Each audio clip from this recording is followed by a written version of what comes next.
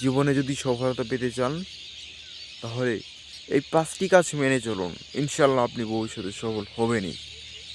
First of all, একটি সুনির্দিষ্ট লক্ষ্য বেছে নিন।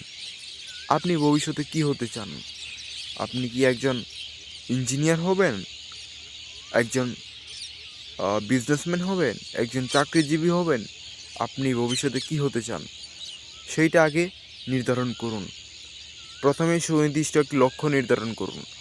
আমরা আসলে সারাদিনে বিভিন্ন ভিডিও দেখে, বিভিন্ন কিছু পড়ে আমরা মোটিভেট হই যে না, আমাকে ইঞ্জিনিয়ার হতে হবে, আমাকে ডক্টর হতে হবে, বা আমাকে বিজনেসম্যান হতে হবে। কিন্তু আসলে আপনি কি হবেন সেইটা আসলে আপনাকেই নির্ধারণ করতে হবে। শুধুমাত্র একটি মাত্র লক্ষ্যে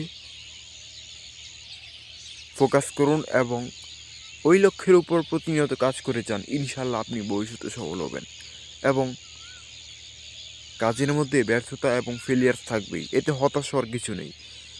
এই ব্যর্থতা থেকে এবং ভুল থেকে শিক্ষা নিয়ে আপনি ভবিষ্যতে অনেক ইমপ্রুভ করতে পারেন। তো ব্যর্থতা এবং ভুল থেকে শিক্ষা নিয়ে আপনাকে